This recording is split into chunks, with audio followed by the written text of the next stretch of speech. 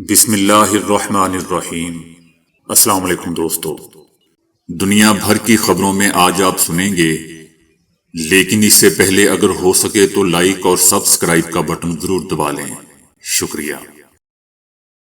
پاکستان نے دوستو کلبھوشن کے بعد ایک اور بھارتی جاسوس پکڑ لیا ہے۔ چکرویدی ایران سے آیا اور وہاں بزنس کر رہا تھا۔ بھارتی جاسوس چکرویدی بھی بلوچستان میں ایرانی بارڈر سے پکڑا گیا۔ دوستو، بھارت ہمارے خلاف ایران افغانستان کی سرزمین استعمال کر رہا ہے۔ ایرانی وزیر خارجہ سے بھارتی میڈیا کی بدسلوکی اخلاق سے گری ہوئی تھی۔ ایران کو اندازہ ہو گیا کہ بھارت سے دوستی قابل بھروسہ نہیں ہے۔ دوستو، بھارتی اینکر ایران کے خلاف بہت ہی بد زبانی گندی زبان استعمال کرتے رہے ہیں۔ خاص طور پر ابھی جو کشیدگی بھارت اور پاکستان کے درمیان ہوئی تھی، اس میں تو انہوں نے حد ہی کر دی۔ خاص طور پر میجر گورو آریہ اور گوسوامی، ان دونوں نے ایران کے وزیر خارجہ کے خلاف گری ہوئی زبان استعمال کی۔ دوستو، مودی کی انا کو جو زخم آیا ہے اس کے لیے وہ کچھ بھی کر سکتے ہیں، جبکہ حیران کن طور پر مودی نے صدر ٹرمپ کے سیز فائر پوسٹ کا ذکر تک نہیں کیا، بلکہ پاکستان کا نام لگا دیا کہ انہوں نے ہمیں جنگ بندی کا کہا تھا۔ اور جیسا کہ آپ جانتے ہیں کہ چین سے متعلق ہمارا رشتہ چین کے ساتھ بہت زیادہ مضبوط ہے۔ چائنا نے کبھی اندرونی معاملات میں دخل نہیں دیا۔ چائنا نے ہمیشہ پاکستانی پوزیشن کو سپورٹ کیا ہے اور ہم نے بھی چائنا کا ہمیشہ ساتھ دیا ہے۔ اصل میں دوستو، مودی بتانا چاہتے تھے کہ جو کوئی نہیں کر سکا میں کر کے دکھاؤں گا۔ بعد میں مودی کو اندازہ ہوا کہ یہ تو الٹ معاملہ ہو گیا ہے، پیچیدہ معاملہ ہو گیا ہے، ان کو دینے کے لینے پڑ گئے۔ بتایا جا رہا ہے کہ بھارتی ریاست کرناٹک میں ہندو انتہا پسندوں نے قرآن پاک کے متعدد نسخوں اور دیگر اسلامی کتب کی بے حرمتی کی ہے۔ یہ واقعہ بیلگاوی کے علاقے سنتی بست وارڈ میں پیش آیا، جہاں نمازیوں کو نماز فجر کے دوران مقدس کتب کے غائب ہونے کا پتہ چلا۔ بعد میں قریبی کھیت میں قرآن پاک کے نسخوں اور حدیث کی 2 کتابوں کی جلی ہوئی باقیات برآمد ہوئیں۔ مسلمانوں نے سول سوسائٹی کے ارکان کے ساتھ مل کر اس گھنونے فعل کے خلاف شدید احتجاج کیا اور مجرموں کے خلاف فوری کارروائی کا مطالبہ کیا۔ دوستوں، میں پہلے ہی بتا چکا ہوں کہ ان کے اوپر والے ذمہ دار لوگ بھی بچکانہ حرکتیں کر رہے ہیں، نیچے والے تو کر ہی رہے ہیں۔ یہ ہندو قوم ذمہ دار قوم نہیں ہے، اس لیے مسلمان ان پر 300 سال تک حکومت کرتے رہے، اور مجھے 100% یقین ہے کہ آنے والے وقت میں بھی مسلمان ہی یا اقلیتیں ہی ان پر حکومت کریں گی۔ دنیا چونکہ ایک ہو چکی ہے، اس لیے یہ اب تک بچے ہوئے ہیں۔ اگر یہ چیزیں 50 سال پہلے ہوئی ہوتی تو یقیناً ہندوؤں نے اپنا ہندوستان اپنے ہاتھ سے گوا دینا تھا، اور یہ میں شرطیہ کہہ رہا ہوں۔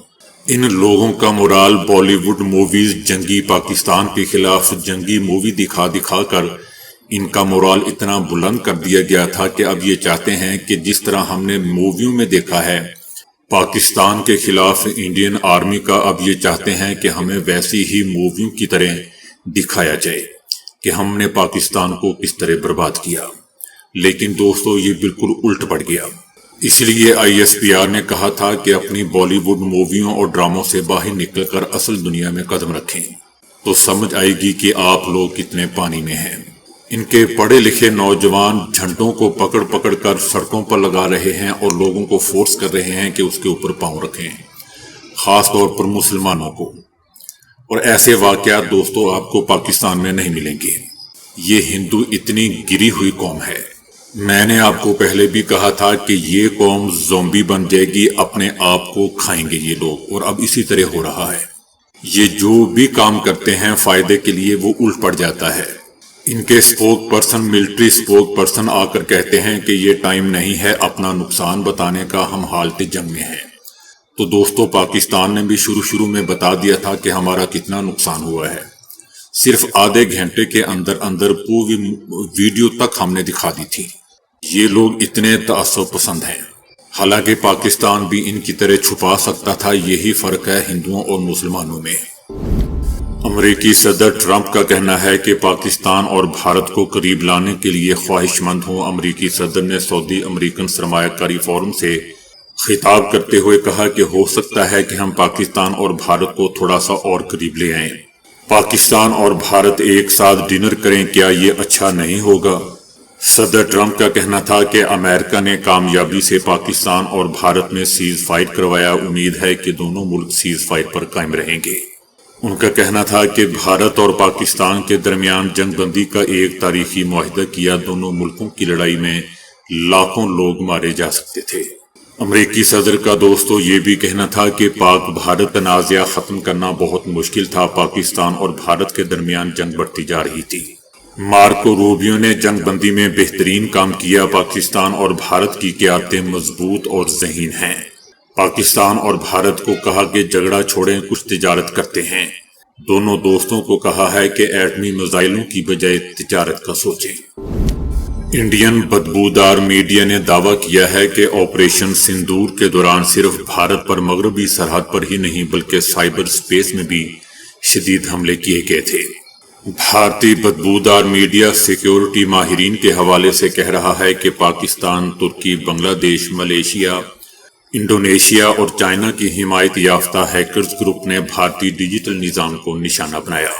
یاد رہے دوستو کہ 10 مئی کو جنگ کے دوران پاکستانی ذرائع ابلاغ نے خبر دی تھی کہ بھارت میں بڑے پیمانے پر سائبر حملے کیے گئے ہیں۔ بھارت نے اسی روز اس حملے کا اعتراف بھی کیا تھا۔ اب یہ بات سامنے آ رہی ہے کہ حملے کئی دیگر ممالک کے ساتھ پاکستان نے کیے تھے۔ انڈین بدبودار میڈیا کا کہنا ہے کہ ہدف دفاعی ادارے، اہم بنیادی ڈھانچے جیسا کہ بندرگاہیں، ہوائی اڈے، بجلی کے گرڈز، ریلوے اور ایئر لائن جیسی ٹرانسپورٹ سروسز، BSNL جیسے ٹیلی کام ادارے، UPI ڈیجیٹل، اسٹاک ایکسچینج اور وہ بڑے بھارتی گروپس تھے جن کی سرمایہ کاری انفراسٹرکچر میں تھی۔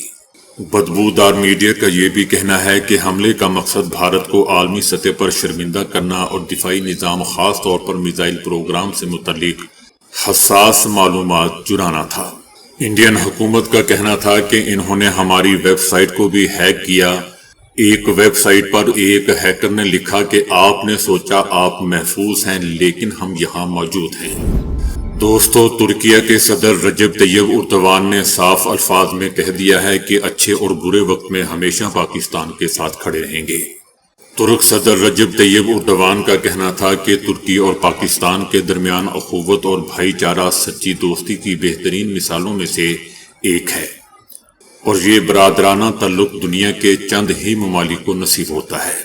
ان کا کہنا تھا کہ میں اپنے دوست اور بھائی پاکستان کو اپنی دلی محبت کے سلام پیش کرتا ہوں اور مبارکباد بھی پیش کرتا ہوں۔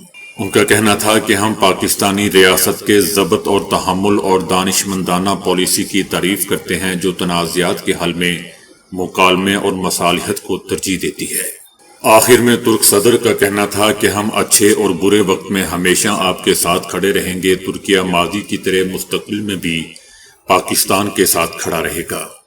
آخر میں صدر رجب طیب اردوان نے پاکستان ترکی دوستی زندہ باد بھی کہا۔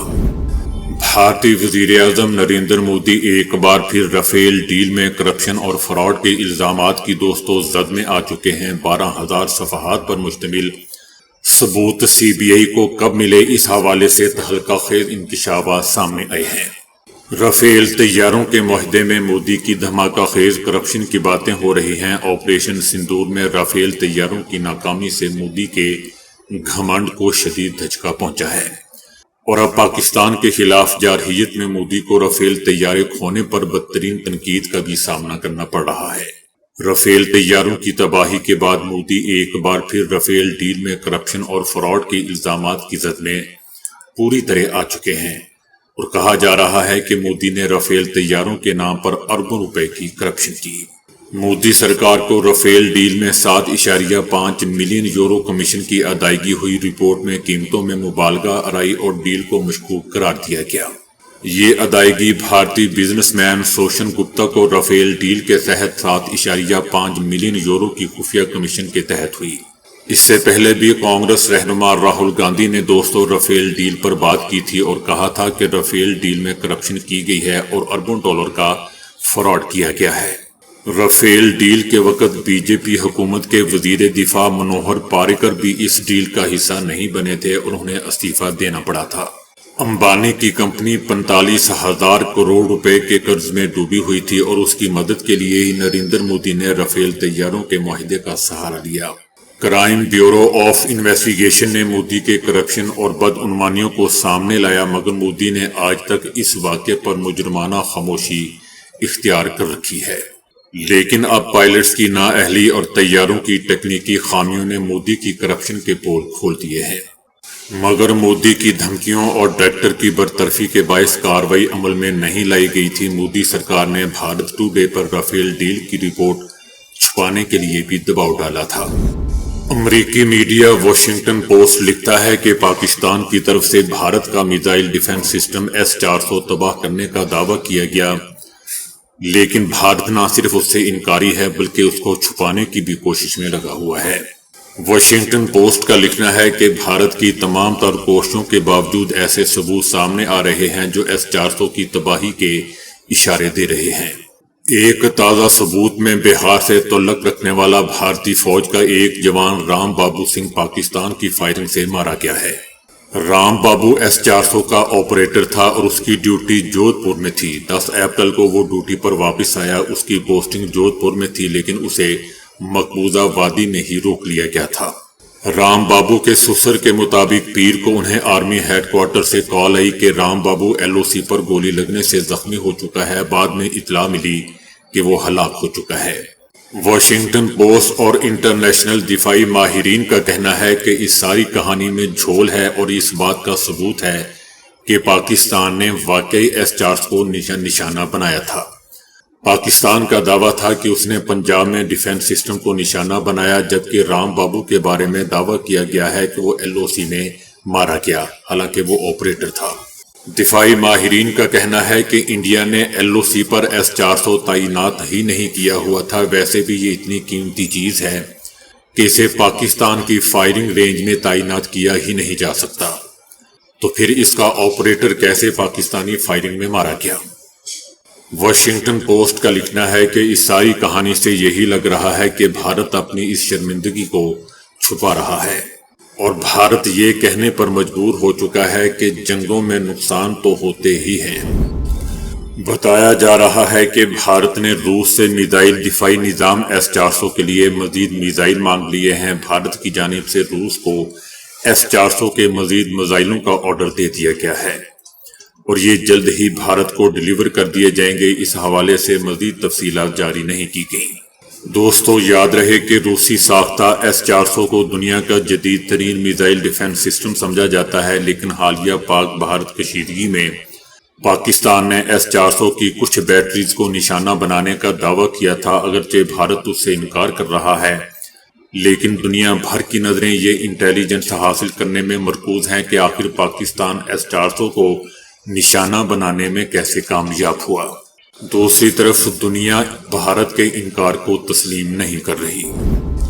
بھارتی ایئر فورس کے سابق پائلٹ اور وجیندر کے ٹھاکر کا کہنا ہے کہ حال ہی میں پاکستان اور بھارت کے درمیان ہونے والی مختصر مگر شدید جھڑپ نے یہ ثابت کر دیا ہے کہ جدید جنگیں اب ڈرونز کے گرد گھومتی رہیں گی، چاہے وہ نگرانی، سگنل انٹیلیجنس، کمیونیکیشن، خودکش حملے ہوں یا مسلح حملے، سب جگہ ڈرون انتہائی ضروری ہو چکے ہیں۔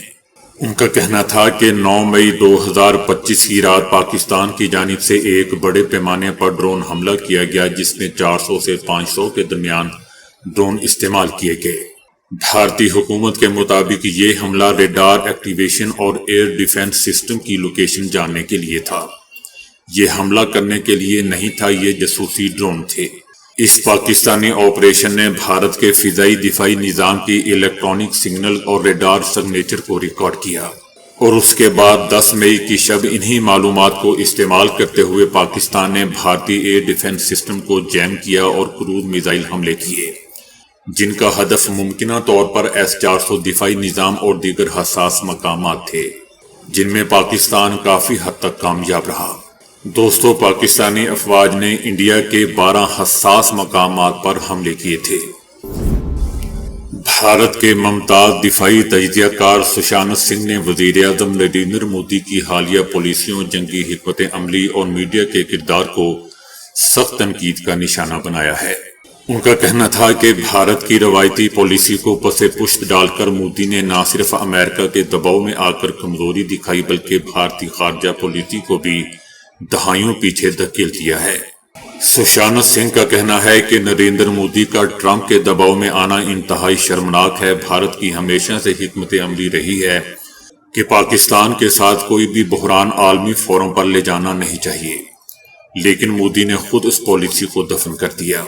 ان کا کہنا تھا کہ نریندر مودی نے یہ تاثر دیا کہ بھارت کی اصل جنگ چائنا سے ہے اور پاکستان کوئی حیثیت نہیں رکھتا، لیکن آج اسی پاکستان نے 5 بھارتی جنگی طیارے مار گرائے ہیں، جن میں 3 رافیل بھی شامل ہیں، اور حیرانگی کی بات ہے کہ بھارت اب اس کی تردید بھی نہیں کر سکا۔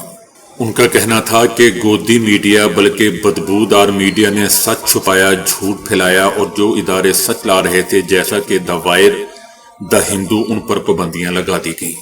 ان کا یہ بھی کہنا تھا کہ بین الاقوامی میڈیا نے سیٹلائٹ تصاویر کی مدد سے بھارتی طیاروں کی تباہی کی تصدیق کر دی، لیکن بھارت میں جھوٹ بولنے والوں کو ہیرو بنا دیا گیا۔ ان کا یہ بھی کہنا تھا کہ پاکستانی میڈیا نے پیشہ ورانہ انداز میں حقائق پر مبنی رپورٹنگ کی، جس کی وجہ سے عالمی سطح پر توجہ بھی حاصل کر لی۔ رافیل طیاروں کا چائنا کی مدد سے گرایا جانا اہمیت نہیں رکھتا جتنا پاکستانی پائلٹس کی ٹریننگ کی اہمیت ہے۔ سشانت سنگھ نے بھارتی سوشل میڈیا پر جھوٹی خبروں کے پھیلاؤ اور صحافیوں کی بد کرداری پر بھی شدید غصے کا اظہار کیا۔ دوستو، پاکستان اور بھارت کی کشیدگی میں قسمت کا بھی بڑا عمل دخل رہا۔ بھارت نے جو بھی قدم اٹھایا اس کے لیے الٹا پڑ گیا۔ اپنی طرف سے ہیرو بننے کے چکر میں ابھی مدھیہ پردیش کے وزیر اور بی جے پی کے سینئر رہنما وجے شاہ نے بھارتی فوج میں خدمات انجام دینے والی مسلم کرنل صوفیہ قریشی کو تخریب کاروں کی بہن قرار دے دیا، جس کے بعد بھارت کی سیاست میں زبردست ہلچل مچ گئی۔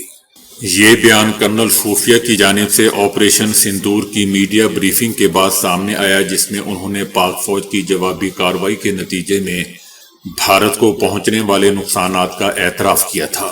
وجے شاہ نے الزام لگایا کہ وزیر اعظم نریندر مودی نے تخریب کاروں کی بہن کو ہی فوجی جہاز میں بھیج کر حملے کروائے کیونکہ ہماری بہنیں بیوہ ہو گئی تھیں۔ یہ بیان دوستو سوشل میڈیا پر تنقید کی زد میں آ گیا اور اسے بھارتی فوج کی مسلم اہلکاروں کے ساتھ تعصبانہ رویہ قرار دیا جا رہا ہے۔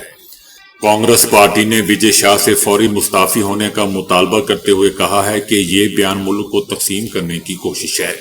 کانگریس کا کہنا ہے کہ بی جے پی رہنما کا یہ بیان نفرت انگیز، قابل مذمت اور کرنل صوفیہ قریشی کی حب الوطنی پر ایک حملہ ہے۔ انہیں فوری طور پر کابینہ سے ہٹایا جائے۔ اس پر انٹرنیشنل میڈیا دوستو لکھ رہا ہے کہ بی جے پی حکومت فوجی ناکامی کا بوجھ ہمیشہ مسلمانوں پر ڈالنے کی اپنی پرانی روش دہرا رہی ہے۔ بھارت نے کہا ہے کہ جموں اینڈ کشمیر دو طرفہ معاملہ ہے اور بھارت کی جموں کشمیر پالیسی میں کوئی تبدیلی نہیں آئی، جبکہ سندھ طاس معاہدہ بھی معطل رہے گا۔ لیکن دوستو یہ بھی یاد رہے کہ پاکستان میں ایک ایسا قانون بن رہا ہے، ایسا ایک فیصلہ کیا جا رہا ہے کہ سندھ طاس معاہدے کے معطل ہونے کے بعد اگر ہمارے پانی کو کسی بھی طریقے سے روکنے کی کوشش کی گئی تو ہم اس کو تباہ کر دیں گے، بغیر کسی سے مذاکرات کیے، بغیر کسی سے ڈکٹیشن لیے۔ ہمارا سب سے پہلا عمل یہ ہوگا کہ ہم اس چیز کو تباہ کر دیں جس کے ذریعے پانی کو روکا جا رہا ہوگا۔ اگر پانی کو روکنے کے لیے یا اس کا رخ تبدیل کرنے کے لیے ڈیم بنائے گئے یا کچھ بھی سٹرکچر بنایا گیا تو اس کو سب سے پہلے بغیر دیکھے سنے اور بغیر مذاکرات کیے اس کو تباہ کر دیا جائے گا۔ اس پر کوئی کمپرومائز نہیں ہوگا۔ دوستو پاکستان میں ایسا قانون بن رہا ہے، اس قانون کو نہ تو پاکستانی حکومت توڑ سکے گی اور نہ ہی کسی کے کہنے پر وہ قانون توڑا جائے گا۔ تجزیہ کاروں کی طرف سے اس کو پتھر پہ لکیر مانا جا رہا ہے۔ تو دوستو ابھی کے لیے اتنا ہی۔ ویڈیو کو لائک اور شیئر کرنے کا بہت بہت شکریہ۔